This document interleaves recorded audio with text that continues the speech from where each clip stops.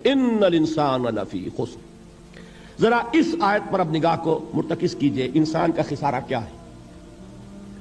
دیکھیے، سب سے پہلے میں آپ کی توجہ دلاؤں گا، ذرا آنکھیں کھول کر قلب حساس کے ساتھ نوع انسانی کا مشاہدہ کیجئے۔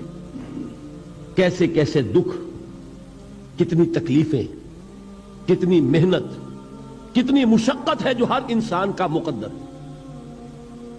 قرآن مجید میں ایک مکمل سورت ہے، سورت البلد، اس میں اللہ تعالیٰ نے متعدد قسمیں کھا کر ایک بات کہی، لا اقسم بہذا البلد وانت حل بہذا البلد ووالد وما ولد لقد خلقنا الانسان فی کبد۔ ہم نے انسان کو مشقت ہی میں پیدا کیا، یہ مشقت ہر انسان کا مقدر ہے۔ لوگ گھروں کو چھوڑ کر آئے ہوئے ہیں، کہاں کہاں انسان جاتا ہے، یہ اس دنیا میں محنت اور مشقت۔ ہاں، ایک مغالطہ ہو جاتا ہے کہ شاید یہ محلوں میں رہنے والے جو ہیں انہیں کوئی مشقت نہیں، انہیں کوئی دکھ نہیں، حالانکہ حقیقت یہ نہیں ہے۔ جو جتنا امیر ہے آپ دیکھیں گے اس کی جسمانی مشقت کم ہے، ذہنی کوفت زیادہ ہے۔ ٹرینکولائزرز کی انہیں ضرورت پڑتی ہے، انہیں سیڈیٹیوز چاہیے، خواب آور دوائیں مزدور کو نہیں کبھی ضرورت پڑے گی۔ وہ 8 گھنٹے کی محنت کرنے کے بعد احساس ہوتا ہے کہ وہ صبح ہی کی خبر لے گا۔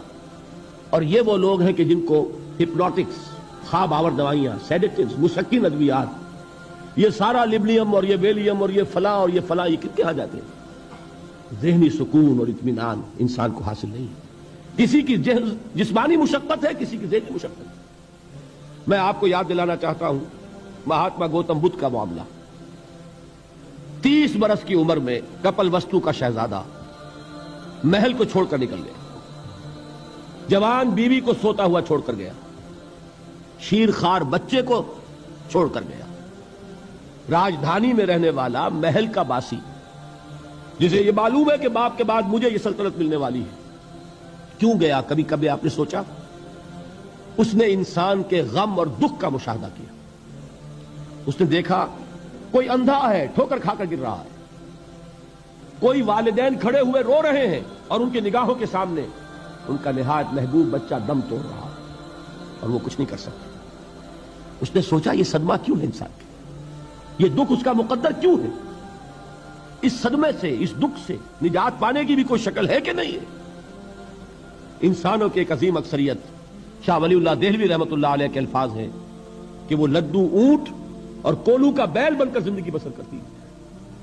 جو 8 گھنٹے تک اینٹیں ڈھو رہا ہو، اس شخص کا تصور کیجئے آپ، وہ واقعی انسان ہے یا حیوان بن گیا ہے؟ اور 8 گھنٹے کی اس محنت کے بعد بھی ہو سکتا ہے کہ 2 وقت کی روٹی اسے پوری نہ ملے۔ اور یہ تو ہو سکتا ہے، نہیں ہوتا ہے کہ اگر بچہ بیمار پڑ گیا ہے تو شاید کوئی برتن بیچے بغیر اس کی دوا کا سامان نہ کر سکے۔ ایسا شخص کتنے بوجھوں تلا دبا ہوا ہے، کتنی مشقت کے اندر پسا ہوا ہے۔ لدو اونٹ اور کولو کا بیل، انسانوں کی عظیم اکثریت کی سطح پر زندگی بسر کرتی ہے۔ لیکن آپ کو معلوم ہے کہ کولو کے بیل کے لیے مشقت ہی مشقت ہے، اس کے احساسات یہ نہیں ہے جو کہ ان سے انسان کو جو صدمہ پہنچتا ہے۔ ایک بیل کو اس سے کوئی غرض نہیں کہ اس کا کوئی بچہ بھی تھا کہ نہیں تھا، اس کو کوئی بخار ہوا ہے یا کیا ہوا ہے، اس صدمے سے وہ بیل بچا ہوا ہے۔ گھوڑے کو کوئی پتہ نہیں کہ میرا بھی کوئی اولاد میری ہے یا نہیں ہے، اور مجھے اس کا کوئی صدمہ ہے یا دکھ ہے، کوئی پتہ نہیں۔ لیکن انسان کا معاملہ یہ ہے کہ والدین کو جو جو دکھ دیکھنے پڑتے ہیں اپنے بچوں کے لیے، اپنی اولاد کے لیے۔ رات کی نیند ہے حرام ہے اس لیے کہ بچہ بخار میں تپ رہا ہے یا درد سے تڑپ رہا ہے، لہذا نہ ماں سو سکتی ہے نہ باپ سو سکتا ہے۔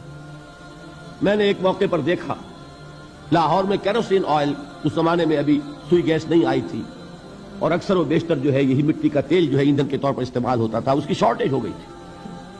تو کئی فرلانگ لمبی قطاریں لگتی تھی ان دکانوں کے باہر، ڈپوں کے باہر، اور ایسے ایسے منظر بھی کہ ایک خاتون برقع پوش، ایک گود میں بچے کو لیے ہوئے، ایک کی انگلی پکڑے ہوئے، بوتل ہاتھ میں لیے ہوئے تیل کے لیے، اور کئی گھنٹے کھڑی ہے دکان پر۔ یہ مشقت انسان جھیلتا ہے کہ نہیں؟ غالب نے اس کا نقشہ کھینچا ہے کہ رنج سے خوگر ہوا انسان تو مٹ جاتا ہے رنج، مشکلیں اتنی بڑی مجھ پر کہ آسان ہو گئی۔ ہم بھول جاتے ہیں، ورنہ واقعہ یہ کہ قلب حساس ہو اگر، اور قید حیات و بند غم، اصل میں دونوں ایک ہیں۔ موت سے پہلے آدمی غم سے نجات پائے کیوں؟ اچھا یہ تو ہوا لقد خلقنا الانسان فی کبد. حیوانات کا معاملہ ایک اور اعتبار سے آسان ہے. ان سے کوئی محاسبہ بھی ہے کیا؟